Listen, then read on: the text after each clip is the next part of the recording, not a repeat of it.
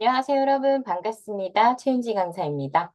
오늘 저는 여러분들에게 NCS의 8번째 파트에 해당하는 기술 능력에 관련돼서 이론 부분 한번 같이 살펴보려고 해요. 기술 능력 같은 경우에는 여러분들이 이제 준비하시는 기간에 따라서 이 기술 능력이 포함이 되기도 하고 또 포함이 되지 않기도 하기 때문에 여러분들이 준비하는 기간이 바로 이 기술 능력의 파트가 시험에 출제가 되는지 또 어떤 유형들이 또 나오고 있는지를 잘 살펴두시고 공부를 시작해 주시는 게 좋을 것 같아요. 이유는 이제 기술 능력의 어떤 이론 부분을 좀 살펴보시면 우리가 하위 능력에 따라서 크게 세 가지 하위 능력이 있는데 내용을 보면 이런 거를 그냥 암기하면 되겠구나 라고 생각을 해서 여러분들이 꼼꼼하게 암기를 하고 난 후에 실전의 시험에 네, 직접 여러분들이 이제 문제를 풀게 되면 좀 당황스러울 때가 가끔 있으실 거예요. 그러니까 우리가 이론에서 예를 들어 모듈형이라 하더라도 전혀 보지 못했던 그런 내용들이 나오는 부분들이 있다 보니까 여러분들이 사전에 내가 준비하는 기간이 어떤 내용들이 좀 나오는지를 후기를 통해서 좀 살펴보실 필요가 있으실 것 같아요. 그래서 기술 능력 같은 경우는 저는 좀 어렵다라고 말하기는 좀 그렇고요. 실제로 난이도적으로 본다면 그렇게 어렵지는 않지만 만약에 여러분들이 준비가 전혀 대비가 되어 있지 않은 유형이 출제가 된다라고 했을 때는 또 상당히 어렵게 느껴지실 수도 있을 것 같아요. 그래서 여러분들이 이 기술 능력 파트는 암기, 즉, 암기하셔야 되는 이론 부분을 충분히 보시고, 또 기술 능력에서 출제가 되고 있는 여러 가지 유형들에 관련해서 여러분들이 문제를 좀 풀어보시는 걸 꼭 추천을 드립니다. 그래서, 물론 이제 저희 교재에 웬만한 유형들을 기술 능력에서 나오는 모듈형, 이론 기반으로 해서 출제가 될 수 있는 모듈형의 문제들을 좀 넣어뒀는데요. 이전에는 이제 뭐 기술 능력이라고는 하지만 뭐 예를 들어 그래프를 보고 풀어야 하는 문제라던가 어떤 그림의 변환을 이용해서 문제를 풀어야 된다던가 X축, Y축 이런 좌표에 관련된 문제를 풀어야 한다던가 이런 식의 여러 가지 좀 유형들이 있다 보니까 사실 대비를 한다고 했는데도 실전에서 당황해서 문제를 못 풀었다. 이런 경우들도 있었거든요. 그래서 여러분들이 앞으로도 꼼꼼하게 대비를 꼭 하시길 바라는 마음에 이 부분을 먼저 설명드리고 시작해 보도록 하겠습니다. 일단 우리 이 기술 능력의 이제 모든 NCSL 직기초 부분을 보면 이제 소개하는 란이 나오게 되는데요. 뭐 일반 목표, 세부 목표는 그냥 한번 읽어 보시면 될 것 같고요. 2번에 나와 있는 내용을 보시면 기술 능력의 의미와 중요성이라고 나와 있는데 뭐 요 내용은 뭐 가끔 정말 객관식으로 출제가 될 수도 있을 것 같아요. 그래서 요 정도는 그래도 한번 암기를 하고 이해를 하고 넘어가시면 좋을 것 같거든요. 그래서 기술 능력의 의미와 중요성은 일상적으로 요구되는 수단, 도구, 조작 등에 관한 기술적인 요소들을 이해하고 적절한 기술을 선택하며 적용하는 능력을 의미한다. 그래서 사실 이 하위 능력을 잘 보시면 뭐 기술 이해, 기술 적용, 뭐 이런 것들이 나오게 되는 거죠. 그래서 앞에서 나오는 이 개념에 대한 정의가 그래서 여러분들이 한번 읽고 넘어갈 필요가 있다고 말씀을 드립니다. 그래서 기술을 이해하고 효율적인 기술을 선택해서 다양한 상황에 적용하는 기본적인 기술 능력의 함양은 필수적이다, 필요하다라고 얘기를 하는 거죠. 근데 또 이렇게 얘기를 하면 또 이런 분들 계시더라고요. 강사님, 저는 사무직인데 그럼 기술 능력을 알아둬야 될까요? 라고 하시는데 사실 저는 이라 하더라도 NCS의 어떤 이런 이론 부분이라던가 아니면 문제를 이제 풀어보다 보면 저는 어딘가에는 무조건 쓰임이 있다고 생각을 하거든요. 이게 뭐 자소서를 작성하실 때도 쓰임이 있으실 수 있고, 또 면접에서도 활용이 가능하고요. 그러니까 우리 이런 거 있잖아요. 우리가 사무직을 지원하긴 하지만, 기술직에서 하고 있는 업무들에 대한 이해가 떨어진다면, 사실 사무직에서 더 많은 어떤 효율이라던가 아니면 그 이상의 어떤 개발, 혹은 그 이상의 어떤 결과를 만들어내는 데 있어서 한계가 있다고 저는 생각을 해요. 그래서 여러분들이 그러니까 예를 들어 설명을 드리는 거예요. 사무직이라 하더라도 기술직에 관련된 내용들을 알고 계시다면 좀 나는 이러이런 부분에도 관심을 갖고 있고 이러이런 부분도 중요하다고 생각을 한다. 이러시면서 내가 사무직에서 일을 한다 하더라도 기술직에서 하고 있는 업무에 대한 이해를 계속 지속적으로 높일 것이다. 관심을 가질 것이다. 이런 것도 굉장히 중요하다라는 거죠. 그래서 그런 부분들을 좀 어필할 수 있는 부분들을 활용한다면 알아두시면 좋을 부분이라고 저는 생각을 합니다. 자, 기술이 그럼 뭐냐? 도대체 기술이라는 게 뭐냐? 그래서 기술이란 물리적인 것뿐만 아니라 사회적인 것으로서 지적인 도구를 특정한 목적에 사용하는 지식 체계이다. 그러니까 우리가 흔히 말하는 어떤 뭐라 해야 될까? 어떤 기술력을 이용해서 활용하는 것뿐만이 아니라 우리가 가지고 있는 지식이나 혹은 우리가 어떤 여기서 나와 있는 것처럼 사회적인 것, 그죠? 이런 것들을 활용해서 하는 것도 기술이라고 볼 수 있다는 거죠. 그래서 인간이 주위 환경에 대한 통제를 확대하는 데 필요한 지식의 적용이며 제품이나 용역을 생산하는 원료, 생산 공정, 생산 방법, 자본재 등에 관한 지식의 집합체이다. 즉 기술의 정의는 여러분들 알아두실 필요가 있으시겠죠? 그러면서 나오는 이제 용어가 첫 번째 용어가 노하우와 노와이가 나오게 되는데요. 자주 나온다기보다는 나오면 또 꼭 나오는 개념이기도 한 것 같아서 일단 별표 하나 주도록 하겠습니다. 기술은 원래 노하우 개념이 강했으나 시대의 변화로 노하우와 노와이가 결합하게 되었고 현대적 기술은 주로 과학을 기반으로 하는 기술이 되었다. 그래서 노하우란 흔히 특허권을 수반하지 않는 과학자, 엔지니어의 체화된 기술이고 경험적이고 반복적인 행위로 지식이 획득되며 전수되기도 한다. 노와이란 어떻게 기술이 성립하고 작용하는가에 대한 원리적 측면의 기술. 그러니까 노하우라는 거는 체득화된 거죠. 우리가 몸의 익힘으로 인해서 더 많은 것들의 효용, 효율, 이런 것들이 또 어떤 그런 경험으로 인해서 더 좀 좋게 발현되는 것들, 뭐 시간을 좀 줄인다던가, 비용이 덜 들어가게 된다던가, 뭐 아니면 체력적인 소모를 좀 줄인다던가, 이런 여러 가지가 들어갈 수 있겠죠? 근데 노와이라는 건 말 그대로 원리적인 측면인 거죠. 그래서 이론적인 지식으로 과학적인 탐구에 의해 획득되며 전수된다. 그래서 여러분들도 노하우와 노와이에 관련돼서는 구분을 지어서 알아두실 필요가 있으실 것 같아요. 자, 그렇다면 우리가 기술에 대한 정의를 이제 살펴봤으니 특징을 한번 보도록 하겠습니다. 일단 하드웨어나 인간에 의해 만들어진 비자연적인 대상 혹은 그 이상이다. 기술을 설계, 생산, 사용하기 위한 정보, 기술, 절차를 갖는데 노하우가 필요하다. 하드웨어를 생산하는 과정이다. 인간의 능력을 확장하기 위한 하드웨어와 그것의 활용이다.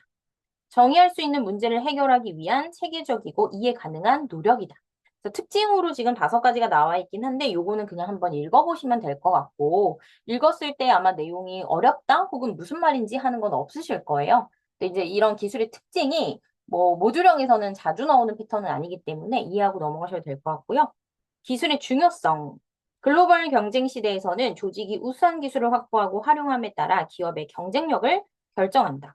기술 이전이 빠른 산업 분야에서는 기술의 변화와 동향을 재빨리 습득하는 것이 매우 중요하다. 3D 프린팅, 로봇, 빅데이터, 사물 인터넷, 인공지능 등 미래주도 기술은 새로운 형태의 산업을 탄생시킬 수 있다. 이 내용 또한 여러분들 당연히 기술의 중요한 부분, 이해가 안 되는 부분은 없을 것 같아요. 한번 읽고 넘어가시면 될 것 같습니다. 근데 그러면서 나오는 부분이 지속 가능 발전, 그리고 지속 가능 기술이라는 개념이 나오게 되는데 요거는 별표 5개 자주 나옵니다. 근데 여기서 이거를 그냥 이 개념을 바로 좀 뭐 외워서 푼다거나 이런 것도 있을 수 있겠지만 어떤 사례나 환경을 주고 그것을 연결지어서 여러분들이 이 내용을 연결시킬 수 있는, 매칭시킬 수 있는 부분의 문제로 좀 나오는 것 같아요. 그래서 그 부분을 알아두시면 될 것 같고 지속 가능 발전, 인구와 산업의 발전이 무한히 계획될 수 없다는 문제에서 등장. 두 번째, 지구촌의 현재와 미래를 포괄하는 개념. 세 번째, 현재 욕구를 충족시키는 발전이지만 동시에 후속 세대의 욕구를 침해하지 않는 발전. 네 번째, 경제력 획득과 사회적 평등, 환경의 보존을 동시에 충족. 마지막으로 현재와 미래 세대의 발전과 환경적 요구를 충족하는 방향으로 이루어져야 하고 환경보호가 발전의 중심적인 요소가 되어야 한다. 그래야만 뭐다? 지속적으로 발전이 가능하다. 이 얘기를 하고 있는 거죠. 그래서 지속 가능 발전에 대한 내용은 이거고요. 지속 가능 기술에 대한 부분이 더 중요하긴 합니다, 여러분. 이용 가능한 자원과 에너지를 고려해야 되고요. 자원이 사용되고 그것이 재생산되는 비율의 조화를 추구해야 하고요. 자원의 질을 생각하며 자원이 생산적인 방식으로 사용되고 있는지를 확인하고 고갈되지 않는 자연의 에너지를 활용하고 낭비적인 소비 형태를 지양하며 기술적 효용만이 아닌 환경 효용을 추구한다. 물론 계속 지속적으로 이 에너지를 이용해서 이 기술을 활용할 수 있는지도 봐야 되고 재생산되는 비율도 너무 낮으면 안 되겠죠. 그리고 또 이것이 환경에 엄청난 또 영향을 준다라고 하면 지속적으로 가기가 어렵기 때문에 환경적인 부분도 중요하다라고 얘기를 하고 있는 겁니다. 그래서 그 부분을 잘 암기해 두셔야 뭐 오지선다로 나왔을 때 어떤 사례를 연결하실 때도 굉장히 중요할 것 같아요. 그래서 지속가능 발전, 지속가능 기술 너무 중요하다. 네. 그래서 여러분들이 이 발전과 기술을 잘 구분해서 암기해 주시면 좋을 것 같고요. 그 다음에 이제 기술 교양에 관련된 내용이 나오는데 이것도 그냥 한번 읽어보시면 될 것 같아요. 그래서 기술 교양의 정의. 기술 교양이란 기술 자체만 익히는 것이 아니라 기술이 사회, 문화, 역사 속에서 어떤 의미와 역할을 가지는지를 이해해야 한다. 즉, 기술을 교양적 지식으로 접근하는 것이다. 기술 교양을 지닌 사람의 특징, 기술학의 특성과 역할을 이해한다. 기술 체계가 설계되고 사용되고 통제되는 방법을 이해한다. 기술과 관련된 이익을 가치화하고 위험을 평가할 수 있다. 기술에 의한 윤리적 딜레마에 대해 합리적으로 반응할 수 있다. 지금 5번에 나와 있는 내용은 여러분들이 그래도 한번 암기가 좀 필요하실 것 같아요. 기술 능력이 뛰어난 사람의 특징. 문제인식 단계에는 실질적 해결이 필요한 문제를 인식하는 거고, 해결책 개발, 인식된 문제를 해결하기 위해 다양한 해결책을 개발하고 평가하는 것. 선택과 적용, 실제적인 문제를 해결하기 위해 지식과 기타 자원을 선택하고 최적화하여 적용, 자원의 활용, 주어진 한계 속에서 제한된 자원을 가지고 일한다. 효용성, 기술적 해결에 대한 효용성을 평가하는 것, 기술 체계의 사용, 여러 상황 속에서 기술의 체계와 도구를 사용하고 배울 수 있음. 그래서 나와 있는 총 6가지의 이 특징들을 암기하시고 그거에 따라서 뭐 좀 이해가 필요한 부분들은 설명되어 있는 내용까지 잘 여러분들이 기억을 해주시면 될 것 같아요. 그래서 실제로 이제 이렇게 기술 능력에 관련된 내용이 쭉 나오고 나면 그 기술 능력에 관련된 이제 모듈형의 문제로 이런 식으로 출제가 된다는 걸 좀 보여드리기 위해서 저희 교재에 수록되어 있는 문제를 좀 보여드리는 거거든요. 지금 요 3번 문제 같은 경우는 이 사례를 통해서 기술 능력이 뛰어난 사람의 특징, 저희 방금 봤었던 내용이죠. 그거에 가장 적절한 것. 근데 그냥 그렇게 오지선다로 나와 있는 것이 아니라 사례를 주는 거죠. A씨는 고객관리 시스템을 개선하는 업무를 맡았습니다. 시스템 오류의 원인을 빠르게 파악하고 이를 해결할 수 있는 방법을 고안합니다. 이후 제한된 예산과 인력을 고려하여 가장 효율적인 방법을 선택한 후 실행에 옮겼고 문제 해결 후에는 그 방법의 효과성을 검토하여 개선점을 찾았다. 뭐 어때요? 지금 어쨌든 문제도 인식하고 해결책도 마련하고 또 최적의 방법을 적용해서 검토하고 또 마지막으로 어때요? 효과성을 검토해서 개선점까지 찾아내는 거죠. 그래서 이런 사람의 특징, 우리 앞에서 봤을 때 1, 2, 3, 4, 5번에 어디에 해당이 되느냐라고 한다면 문제 해결을 위해서 다양한 대안을 개발하고 평가한다. 요 내용이 바로 해당이 된다라는 거예요. 그래서 우리가 암기를 했던 내용을 기반으로 어떤 상황이나 사례 주고 그것과 관련된 문제를 풀게 하는 것이라고 기억을 해 주시면 될 것 같아요.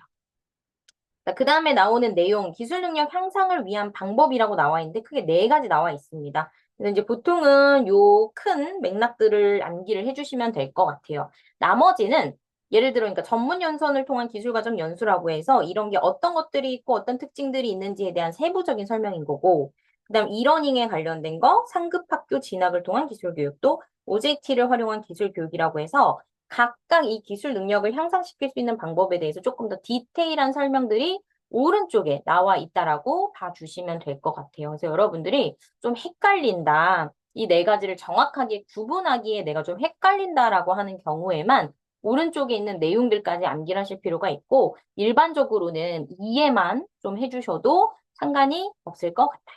그래서 앞에 큰 맥락 그리고 오른쪽에 설명되어 있는 내용까지 한 번씩 쭉 훑어보시면서 이해를 해주시면 좋을 것 같습니다. 네. 자, 그 다음에 여섯 번째로 우리 산업재해 원인과 예방이라는 부분인데, 특히 이 산업재해 파트는 좀 문제가 좀 잘 나올 수 있기 때문에 여러분들이 좀 세부적으로 잘 알아두시면 좋을 것 같아요. 자, 산업재해의 의미는 한번 살펴보도록 하겠습니다. 산업재해는 산업활동 중에 사고로 인해 사망하거나 부상을 당하고 유해물질에 의한 중독 등으로 직업성 질환에 걸리거나 신체적 장애를 가져오는 결과를 뜻하며 산업안전보건법에서는 근로자가 업무에 관계되는 건설물, 설비, 원재료, 가스 증기, 분진 등에 의하거나 직업과 관련되어 사망 또는 부상하거나 질병에 걸리게 되는 것을 산업재해로 정의한다.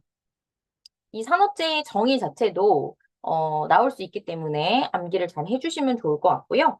그 산업재해의 첫 번째, 기본적인 원인 세 가지가 나오게 되는데 요거는 좀 자주 나와요. 그래서 여러분들 이 세 가지 원인에 따른 내용들을 알아두실 필요가 있는데 첫 번째로 교육적 원인, 불충분한 안전지식과 안전수칙에 대한 잘못된 이해로 일어나서 일어나는 경우, 경험 및 훈련의 부족과 작업관리자에 의한 작업 방법 교육의 미흡, 또 유해, 위험 작업에 대한 교육의 부족, 그리고 기술적 원인에 해당하는 내용은 건물 및 기계장치의 설계 결함과 구조물의 불안전성, 두 번째, 재료의 부적합성과 생산 공정의 부적절성, 마지막으로 점검, 정비 및 보존 관리의 부족, 그리고 작업 관리상의 원인으로 놓고 보면 안전관리 체계의 미흡과 안전수칙 미지정, 불충분한 작업 준비, 인원 배치 및 작업 지시의 미흡, 이렇게 해당이 됩니다. 그래서 각각의 원인에 따른 여러 가지 일어날 수 있는 이 내용들을 잘 여러분들이 암기해서 구분 지으실 수 있으면 좋을 것 같아요. 그리고 앞에서는 이제 기본적인 원인들이었다면 뒤에서는 이 산업재해의 직접적 원인이라고 나오는 이 부분. 그래서 보면은 불안전한 행동과 불안전한 상태로 구분이 되는데 그때 이제 행동을 기준으로 보면 행동과 방지 방법이 나오는 거고 상태는 제거를 해야 되기 때문에 상태와 제거 방법으로 나와 있습니다. 그래서 일단 불안전한 행동으로 놓고 보면 위험 장소 접근 및 안전장치 기능 해제, 보호장비 미착용 및 부적절한 사용, 운전 중인 기계 속도 조작과 기구 사용, 기구의 오사용, 그리고 위험물 취급 시 부주의, 불안전한 상태 방치 및 불안전한 자세와 동작, 감동 및 연락의 부적절성이라고 나와 있죠. 그래서 그거를 방지하기 위한 방법으로는 근로자의 불안전한 행동을 지적할 수 있는 안전규칙 및 안전수칙을 제정하고 근로자 상호 간의 불안전한 행동을 지적하여 안전에 대한 이해를 돕고 또 정리정돈과 조명, 환기 등을 잘 수행하여 쾌적한 작업 환경을 조성한다. 불안정한 상태로 놓고 본다면 일단 상태를 기반으로 놓고 보면 시설물 자체의 결함 및 전기시설물의 누적, 그리고 구조물의 불안전성과 소방기구 미비, 안전보호장치 결함 및 복장보호구의 이상, 시설물 배치 및 장소의 부적절성, 그리고 작업환경 결함, 생산공정의 결함과 경계표시, 설비 문제 등이 있다. 그렇다면 이런 상태를 제거하기 위한 방법은 뭐가 있냐? 각종 기계, 설비 등을 안정성이 보장되도록 제작하고 항상 양호한 상태로 작동되도록 유지 관리를 철저히 수행하자. 기후, 조명, 소음, 환기, 진동 등의 환경 요인을 잘 관리하여 사고 요인을 미리 제거한다. 그래서 요게 이제 방법으로 나와 있는 거죠. 그리고 이제 이렇게 기본적인 원인과 직접적인 원인을 또 봤으면 그거에 따른 산업체에 영향이 있는데 그 영향도 두 가지로 나뉘게 돼요. 개인에게 미치는 영향이 있고 기업에게 미치는 영향이 있겠죠? 그래서 각각 내용을 여러분들 알아두실 필요가 있습니다. 앞에 설명드린 것처럼 산업재해 파트는 문제가 잘 나오기 때문에 문제가 나올 수 있는 이런 개념이나 정의나 설명들을 잘 알아두셔야 돼요. 그렇다면 산업재해 예방 대책 전체적으로 봤을 때 지금 앞에 3단계 나와 있고 뒤에 2단계,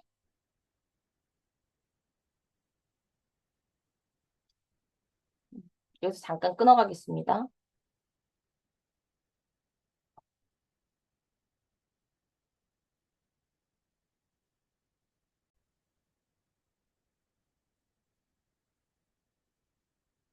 산업재해 예방대책 5단계가 나오게 되는데요. 이 5단계를 한번 또 살펴보도록 하겠습니다. 첫 번째는 일단은 안전관리 조직이 가장 좀 필수적이죠. 우리가 경영자는 이런 안전목표를 설정하고 또 안전관리 책임자를 선정하고 또 이런 안전계획을 수립해서 이를 시행하고 감독할 수 있도록 이런 조직을 만들어야 되고요. 두 번째로는 사실의 발견이에요. 그래서 사고가 일어났을 때 사고를 조사하고 또 안전 점검, 또 현장 분석, 또 작업자의 제안 및 여론 조사, 그리고 관찰 및 보고서 연구 등을 통해서 사실을 발견하는 것.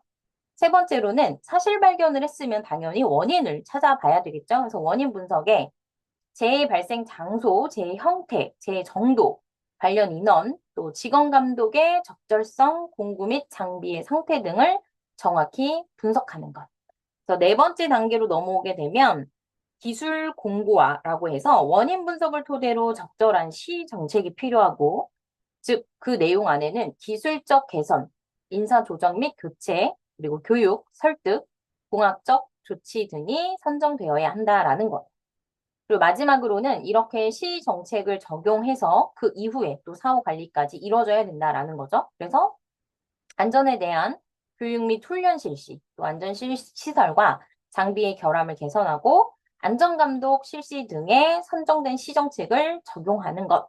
이렇게 5단계로 되어 있는 우리 앞에서 1, 2, 3, 4, 5 연결되는 이 산업재해 예방 대책은 여러분들 단계별로 필수적으로 알아두셔야 되는 부분입니다. 그래서 그렇게 알아두시면 될 것 같고요.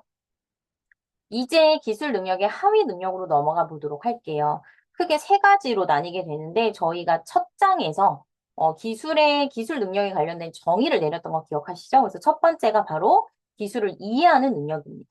그래서 이 기술 이해 능력은 업무 수행에서 필요한 기술의 원리와 또 절체를 이해하는 능력이다라고 나와 있는데 기술 시스템의 의미와 발전이라고 나와 있는데 의미 같은 경우는 그냥 읽어보시면 될 것 같고요. 그다음 역시나 이제 발전 단계 해가지고 지금 앞에 1, 2단계 나와 있고 뒤에 3, 4단계 나와 있는데 앞에 산업재해 5단계하고 헷갈리지 않으셔야 됩니다, 여러분. 그래서 기술 시스템의 발전 단계에서 첫 번째, 발명, 개발, 혁신의 단계가 있고요. 두 번째로는 기술 이전의 단계, 세 번째로 기술 경쟁의 단계, 네 번째로는 기술 공고화 단계라고 되어 있어요. 역시나 얘도 암기하시고 또 어떤 상황이나 사례를 주고 이게 몇 단계에 뭐 해당이 되는지 혹은 어떤 내용에 관련된 건지 찾는 그런 형태의 문제가 출제될 수 있다. 그것만 기억을 해주시면 될 것 같아요. 자, 기술 혁신의 특성이라고 나와 있는데 여기서 보면 네 가지로 지금 나와 있습니다, 여러분. 첫 번째로 과정 자체가 불확실하고 장기간의 시간을 필요로 한다. 두 번째, 지식 집약적인 활동. 세 번째, 혁신 과정의 불확실성과 모호함은 기업 내에서 많은 논쟁과 갈등을 유발한다. 읽었을 때 전혀 이해가 안 되진 않죠, 여러분? 그리고 마지막으로는 조직의 경계를 넘나드는 특성을 가지고 있다.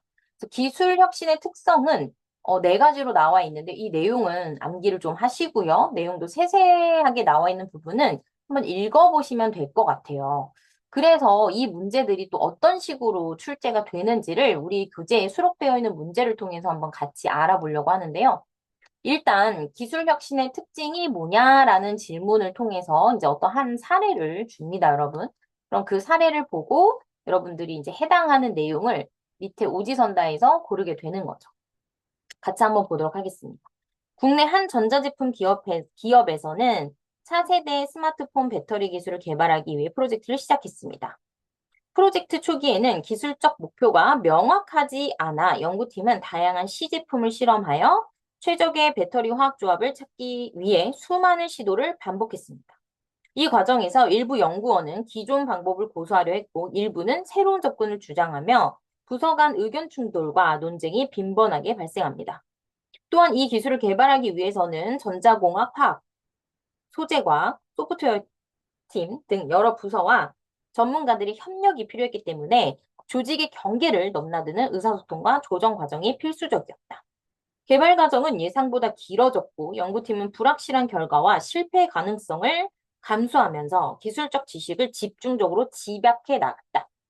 프로젝트 중 경영진과 연구원 간에도 기술 적용 가능성과 투자 우선순위를 둘러싼 의견 충돌이 있었지만 지속적인 실험과 토론을 통해 새로운 배터리 기술의 기본 설계가 완성되었다라고 얘기를 하고 있어요.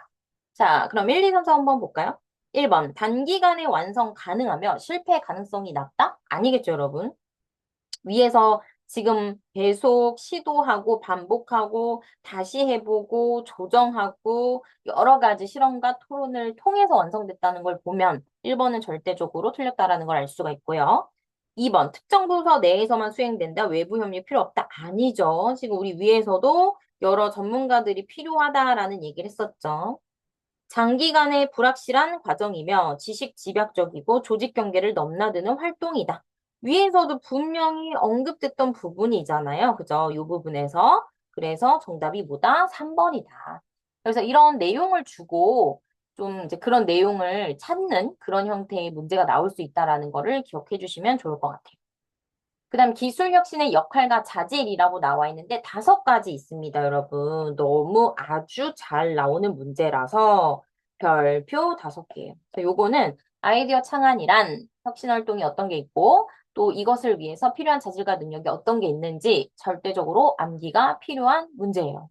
그래서 아이디어 창안은 이런 거고, 챔피언은 이런 거고, 프로젝트 관리는 이런 거고, 정보 수문장은 이런 거고, 후원은 이런 거다. 라는 거를 잘 알아두시고, 또 이 안에서 이 5가지가 좀 헷갈리시면 안 되니까 서로 구분을 명확히 할 수 있도록 본인만의 이해를 할 수 있는 방법을 만드시면 좋을 것 같아요. 그래서 앞에서 만약에 이렇게 내용을 외웠다라고 하면 문제는 또 어떻게 나오냐. 그래서 저희 교재에 수록된 문제를 한번 보면서 여러분들이 이해를 해주시면 좋을 것 같아요. 자, A씨가 수행한 역할로 가장 적절한 건 뭐냐. 이렇게만 나와요.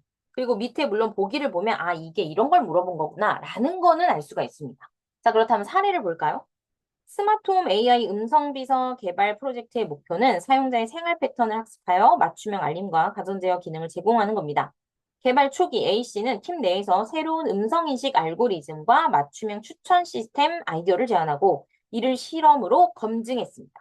또한 팀원들에게 아이디어의 필요성과 가능성을 설명하고 추가 장비와 데이터 확보를 위해 경영진과 협의하여 자원을 확보했습니다. 프로젝트 과정에서 여러 기술적 위험과 실패 가능성이 존재했지만 아이디어를 실현하기 위해 필요한 결정을 주도하며 헌신적으로 추진했습니다. 더불어 아이디어를 효과적으로 적용할 수 있도록 지원하고 외부 전문가와 협업도 적극적으로 추진했습니다. 그럼 지금 이 A씨가 하고 있는 일들은 아이디어를 창출해서 거기서 끝나는 것이 아니라 어때요? 데이터도 확보하고 또 실제로 이거를 직접 수행해보고 또 이것이 어떻게 되는지 그리고 외부 전문가와도 또 협업을 하고 이런 것들을 하고 있죠. 그래서 이 1, 2, 3, 4, 5번 중에 뭐 1번 새로운 알고리즘과 시스템 아이디어를 설계하고 검증한다. 이건 설계하고 검증하는 단계에서 끝나죠. 그래서 해당되지 않는 거고 2번 챔피언은 아이디어를 전파하고 자원을 확보하고 위험을 감수하고 프로젝트를 추진한다. 어때요, 여러분? 정답은 2번이겠죠. 그래서 이렇게 각각 나와 있는 5가지의 내용을 여러분들이 기술혁신 역할 또 활동을 통해서 구분을 좀 해주시면 좋을 것 같아요. 그러니까 이 내용을 또 보면서 프로젝트 관리도 저는 헷갈려요. 또 이러신 분도 있을 수 있거든요. 왜냐면 프로젝트 관리에서도 굉장히 리더십을 발휘하는 내용이 나와야 된단 말이에요. 근데 이제 여기서 이런 프로젝트를 추진한다 이런 내용이 나오니까 뭔가 그러면 리더 아니야? 이렇게 생각해서 프로젝트 관리가 아닐까라고 생각해서 답을 빠르게 또 고르실 수도 있는데 프로젝트 관리는 이런 자원을 확보한다거나 헌신하는 태도가 나오진 않습니다. 기획하고 조직하고 감독하는 거죠. 이해되실까요? 그래서 둘의 차이도 명확하게 알아두셔야 문제를 풀 때 오답을 피할 수 있다라는 거 기억해 주시면 좋을 것 같고요. 기술 이해 능력의 마지막 내용이에요. 실패 원인 있죠. 얘도 자주 나와요. 그래서 여러분들이 이 10가지 실패 원인은 암기를 필수적으로 해주시면 좋을 것 같습니다. 그다음 2번째, 기술 선택 능력이에요. 하위 능력 2번째입니다, 여러분. 그래서 기술 선택의 의미는 한번 읽어보시면 좋을 것 같고요. 밑에 기술 선택을 위한 의사결정 별표 5. 너무 중요해요. 자주 나옵니다. 거의 그냥 나온다고 생각을 해주시면 돼요. 그래서 상향식 기술 선택과 하향식 기술 선택이라고 나와 있는데 이 2가지의 차이점을 잘 알아두셔야 될 것 같아요. 일단 상향식이라는 거는 기업 전체 차원에서 필요한 기술에 대한 체계적인 분석이나 검토가 없이 중요한 건 뭐예요? 이게 없이예요. 이게 없이 누가? 연구자나 엔지니어들이 자율적으로 선택하는 겁니다. 하향식 기술 선택이란 기술 경영진과 기술 기획 담당자들에 의해서 세계적인 분석을 통해서 기업이 획득해야 하는 대상 기술과 목표 기술 수준을 결정합니다.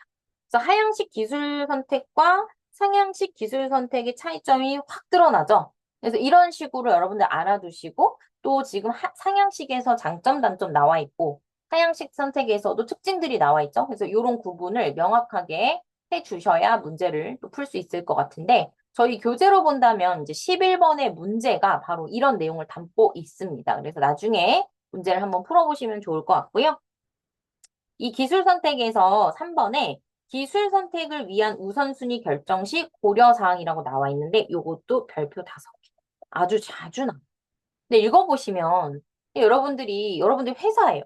근데 우리가 어떤 기술을 선택할 때 어떤 기술을 선택할지에 대해서 고려해 봐야 된다라고 하면 이런 것들을 봐야 된다라는 거죠. 1번. 제품의 성능이나 원가에 미치는 영향력이 큰 기술. 당연하죠, 여러분. 기술을 활용할 제품의 매출과 이익 창출 잠재력이 큰 기술. 당연하죠. 수익을 내야 되는데. 그리고 쉽게 구할 수 없는 기술이어야 되겠죠.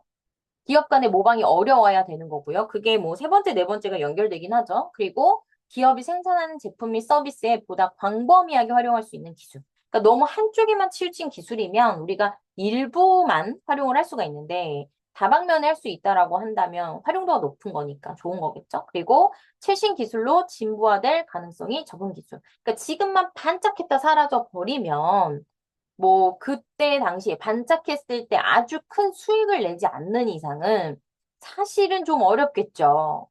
무슨 말인지 이해되시죠? 그래서 계속 이게 최신 기술이 뭐 이어지면서 계속 이용이 될 수 있는 그런 기술이 더 좋겠죠, 여러분. 사라질 기술이 아니어야 된다라는 겁니다. 그래서 이 기술 선택을 위한 절차 지금 나와 있는데요. 요것도 별표 5. 너무 잘 나오고 나올 수밖에 없습니다. 자, 일단 문제를 보게 되면 우리가 외부 환경을 먼저 분석을 해요. 그래서 우리가 보니까 이런 게 있구나. 그럼 어때요, 이제? 목표를 세워야죠. 사업 목표를 세웁니다. 근데 이제 단기적인 게 아니라 중장기로 가요. 장기 목표로 갑니다. 그러면서 뭘 하냐면 우리가 목표를 세우면서 내부적인 역량을 한번 분석을 직접 해보는 거예요. 우리의 기술 능력은 어느 정도니, 재무 능력은 어느 정도니, 생산 능력은 어느 정도니, 이런 식으로 분석을 하는 거죠. 그리고 그 중장기 목표 설정 안에는 요게 네 가지가 들어가야 되겠죠? 사업 전략, 그리고 요구 기술, 그리고 기술 전략, 그리고 핵심 기술. 이런 게 여기에 해당이 된다. 그래서 이런 것들에 관련된 문제가 또 단계별로 나올 수 있겠죠. 그래서 여러분들이 이 절차에 관련된 내용들 잘 알아두셔야 됩니다. 자, 그리고 5번째, 벤치마킹이에요. 얘도 별표 5개. 네. 100% 출제되고요. 너무 중요한 내용이기 때문입니다. 자, 벤치마킹 많이 들어보셨을 건데요. 일단 벤치마킹의 종류가 비교 대상에 따라서 네 가지로 구분이 되는데 요 네 가지를 명확하게 구분해서 알아두셔야 됩니다. 자, 일단 첫 번째, 내부 벤치마킹. 같은 기업 내의 다른 지역, 타 부서, 국가 간의 유사한 활용을 비교 대상으로 하는 거고 자료 수집이 용이하고 다각화된 우량 기업의 경우 효과가 큰 반면 관점이 제한적일 수 있고 편중된 내부 시각에 대한 우려가 있다는 단점이 존재한다. 말 그대로 내부 벤치마킹이다 보니까 어떻게 보면 좀 우리 회사 안에서만 볼 수 있는 거죠. 그리고 두 번째, 경쟁적 벤치마킹. 동일 업종에서 고객을 직접적으로 공유하는 경쟁 기업을 대상으로 한다. 경영성과 관련 정보 입수와 업무 기술 비교가 가능한 반면 윤리적인 문제가 발생할 소지가 있고 또 대상의 적대적 태도로 자료 수집이 어렵다는 단점이 존재한다. 비경쟁적 벤치마킹. 제품, 서비스 및 프로세스의 단위 분야에 있어 가장 우수한 실무를 보이는 비경쟁적 기업 내 유사 분야를 대상으로 하고 또 혁신적인 아이디어 창출 가능성은 높은 반면 다른 환경의 사례를 가공하지 않고 적용할 경우에 효과를 보지 못할 가능성이 높다. 글로벌 벤치마킹, 프로세스에 있어 최고의 성과를 보유한 동일 업종의 비경쟁적 기업을 대상으로 한다. 접근 및 자료 수집과 비교 가능한 업무 기술 습득이 상대적으로 용이한 반면 문화 및 제도적인 차이에 대한 검토가 없을 경우 잘못된 분석 결과가 발생할 수 있다는 점. 그래서 이렇게 벤치마킹에 관련돼서 또 지금 보면은 이게 이제 비교 대상에 따라서 나눠놓은 거잖아요. 그래서 요거 잘 암기해 두시고 넘어가면 이 벤치마킹을 또 수행 방식에 따라 또 두 가지로 나뉘게 돼요. 그래서 전체적으로 보면 총 6가지인데 구분을 좀 해놨다라는 걸 기억해 주시면 될 것 같아요. 그래서 직접적 벤치마킹, 간접적 벤치마킹이 있습니다.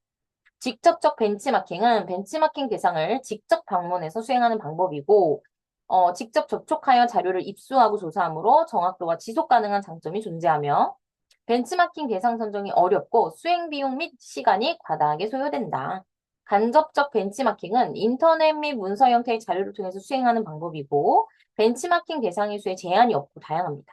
또한 비용 또는 시간적 측면에서 상대적으로 많이 절감할 수 있다는 장점이 존재하고, 또 이 벤치마킹 결과가 피상적이며 정확한 자료의 확보가 어렵고 특히 핵심 자료의 수집이 상대적으로 어렵다는 단점이 존재한다. 총 앞에서 설명드린 4가지와 또 뒤에서 설명드린 2가지, 총 6가지를 벤치마킹의 종류로 잘 구분지어서 암기를 해주셔야 될 것 같습니다. 자, 그리고 이 기술 지금 2회 파트에서 나오는 부분에 매뉴얼의 종류가 있는데, 이제 특히나 이 부분이 이제 이론은 이렇게 나와 있어요. 근데 여러분들이 나중에 문제 풀어보시면 알겠지만, 문제를 풀 때는 이런 이론보다는 정말 매뉴얼을 줘요. 어떤 제품의 매뉴얼을 주고, 그 매뉴얼의 설명을 쭉 해놓거든요. 그러면 그 이후에 그 매뉴얼을 기반으로 해서 문제를 풀게 하는 형태의 문제가 나오게 돼요. 그래서 여러분들이 이제 어떤 이론을 외운다기보다는 그 매뉴얼을 보고 약간 틀린 그림 찾기처럼 뭐 틀린 내용, 틀린 숫자 뭐 이런 것들을 찾아보셔야 되기 때문에 그렇게 해야 된다라는 걸 알아두시면 될 것 같아요. 그래서 매뉴얼의 종류에는 뭐 제품 매뉴얼과 업무 매뉴얼이 있다. 한번 읽고 넘어가시면 될 것 같고 또 뭐 매뉴얼 작성을 위한 노하우가 나와 있는데 이것도 그냥 한번 읽어보시면 될 것 같아요. 자, 그래서 7번째로 나와 있는 부분에서 지식재산권이라는 표현이 나오는데요. 이 지식재산권의 정의, 그리고 특징, 그리고 체계 이렇게 나와 있는데 요 지식재산권도 우리 아까 벤치마킹처럼 정말 좀 이제 자주 산업재해 벤치마킹, 지식재산권 요 3가지는 기술 능력 파트에서 정말 자주 나오기 때문에 필수적으로 암기해야 되고 잘 알아두셔야 된다라는 거 기억해 주면 될 것 같아요. 그래서 지식재산권이란 이런 것이고 특징은 이런 거고 체계는 이런 게 있다. 뒤에서 이제 요걸 이렇게 구분해 놓은 게 있거든요. 이게 더 중요할 것 같아요. 그래서 산업재산권에는 특허, 실용신안, 의장, 상표가 있고 저작권에서는 협의저작권, 저작인접권이 있고 또 신지식재산권에서는 첨단산업저작권, 산업저작권, 정보재산권 뭐 이런 식으로 있다. 이렇게 암기를 하고 나면 이제 이것과 관련돼서 어떤 이제 사례를 주고 매칭을 제대로 했는가 이런 것들에 관련된 문제가 출제가 될 수 있다. 그렇게 기억을 해주시면 될 것 같아요.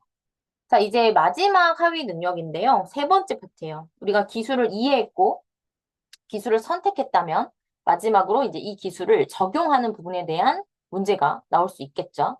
그래서 이론을 보면 기술 적용 시 고려사항이라고 해서 4가지 나와 있죠. 어때요, 여러분? 우리가 뭐 이해하고 선택하는 것도 너무 중요하겠지만 이거를 적용하는 것도 굉장히 중요하거든요. 그래서 이 내용은 여러분들이 거의 그냥 나온다, 100% 나온다라고 보시면 될 것 같아요. 그래서 암기를 꼭 잘 해주셔야 되는 부분이기 때문에 구분지어서 이 4가지를 뭐 물론 읽었을 때 이해가 안 되는 부분은 없을 거예요. 왜냐하면 제가 앞에서 뭐 설명드렸던 것처럼 우리가 어떤 기술을 선택할 때 따져봐야 되는 부분들이 있었던 것처럼 얘도 비용이 많이 드는지, 또 기술의 수명 주기가 얼마인지, 또 전략도 중요도는 어느 정도인지, 잠재적으로 응용이 가능한 건지 살펴봐야 되겠죠. 그래서 이 4가지 너무 중요합니다. 그리고 이제 그 밑에 나오는 기술 경영자와 기술 관리자라는 내용이 있어요. 저희 앞에서 혹시 봤던 것 중에 상향식, 하향식 기술 선택 기억나실까요? 그리고 지속 가능 발전, 지속 가능 기술이 있었던 것처럼 이 기술 경영자와 기술 관리자도 별표 5. 꼭 나옵니다. 그래서 경영자란 기술 개발이 결과지향적으로 수행되도록 유도하는 능력을 갖추어야 하고 기술 개발 과제의 세부 사항까지 파악할 수 있도록 치밀해야 하며 기술 개발 과제의 전과정을 전체적으로 조망할 수 있는 능력이 필요하다. 기술 관리자란 기술적인 능력 외에도 계획서 작성, 인력 관리, 예산 및 일정 관리 등 행정 능력이 추가로 요구되며 기술 경영자와 다른 중간급 매니저로서의 능력이 필요하다. 말 그대로 경영자와 관리자의 차이예요. 그래서 밑에 보시면 이제 의미 말고도 능력적인 내용이 쭉 나오는데 100% 암기하셔야 돼요. 그리고 사실 좀 이렇게 생각하셔도 되죠. 결국에는 여러분 기술 관리자에서 점진적으로 더더더더더 하다 보면 그게 뭐가 되는 거예요? 기술 경영자가 되는 거죠. 그래서 당연히 기술 경영자는 사실은 이 기술 관리자가 가져야 되는 능력을 이미 갖추고 있다고 봐도 무관한 거예요. 다만 우리가 좀 이해를 하기 쉽게 하기 위해서 이렇게 구분지어서 경영자와 관리자의 차이를 좀 이렇게 해놨기 때문에 시험에서 출제가 될 때도 경영자와 기술 관리자의 좀 차이점으로 많이 출제가 되니까 잘 알아두시면 좋을 것 같아요. 자, 그리고 밑에 보시면 이제 네트워크 혁명이라고 해서 인터넷 관련된 부분들이 나오게 되는데 이 네트워크 혁명도 그냥 한번 보시면서 암기해 주시고 이해해 주시고 뒤에 나오는 이 네트워크 혁명의 세 가지 법칙 있죠? 모어의 법칙, 메트칼프의 법칙, 카오의 법칙. 요거는 그래도 암기를 해주시면 좋을 것 같아요. 근데 사실 제가 봤을 때 요게 너무 중요한 내용은 아니거든요. 근데 가끔 이런 거를 출제하는 또 기관들이 있어요. 근데 이 내용은 그만큼 중요하진 않다. 하지만 또 나오는 기간이 있으니 암기는 하자. 뭐 이 정도로. 이 세 가지 법칙을 잘 구분해서 알아두시면 좋을 것 같고, 네트워크 혁명의 역기능이라고 해서 이제 많이 나오는 게 디지털 격차예요. 그걸로 인해서 또 나오는 이 네트워크 혁명의 역기능이 총 5가지가 있는데 이 중에서 이제 디지털 격차가 좀 세부적으로 내용 좀 많은 건데 밑에 보시면 이제 그거에 관련된 사례를 넣어놨으니까 읽어보시면 이해는 되실 거고요. 그 밑에 이제 두 번째에 정보화에 따른 실업, 인터넷 게임과 채팅 중독, 그리고 범죄 및 반사회적인 사이트의 활성화, 그리고 정보 기술을 이용한 감시. 아마 이 내용들은 여러분들이 이미 일상에서 체감을 하고 계실 거란 생각이 들거든요.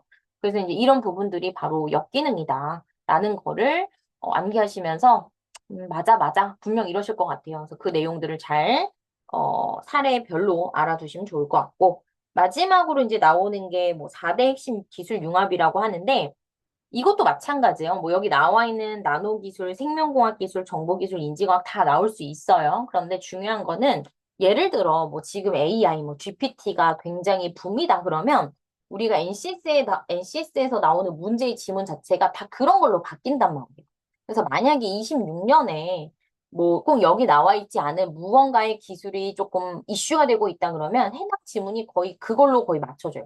그러니까 우리가 만약에 코로나다. 그럼 코로나에 관련된 질문이 나오는 것처럼 그렇게 계속 바뀌는 거죠. 그래서 여러분들이 이 기술 능력 파트가 좀 뭐지? 라고 느껴지는 건 암기를 해서 제가 앞에서 설명드린 별표 5개짜리 있죠? 얘네들은 이제 그 이론을 기반으로 문제가 나오는 거에 대해서 아, 이렇게 나온다는 거구나 라는 게 이해가 되실 거예요. 그런데 뭐지? 이런 게 나올 수 있다는 거죠. 그래서 이제 그런 것들이 해당 연도의 이슈가 되는 기술력이라던가 아니면 그런 어떤 이슈들에 의해서 그런 지문들을 통해서 문제를 풀게 하는 형태의 문제는 나올 수 있다. 이렇게 기억을 해주시면 될 것 같습니다. 그래서 기술 능력은 그래도 또 어떻게 보면 많이 외워야 한다기보다는 또 이해하고 넘어가실 수 있는 파트들이 많이 있기 때문에 여러분들이 또 꼼꼼하게 잘 살펴보신다면 오답 없이 문제가 나왔을 때 잘 푸실 수 있을 거란 생각이 듭니다. 오늘 저는 기술 능력 이론에 대해서 여기까지 설명드리고 마무리하도록 하겠습니다. 감사합니다, 여러분.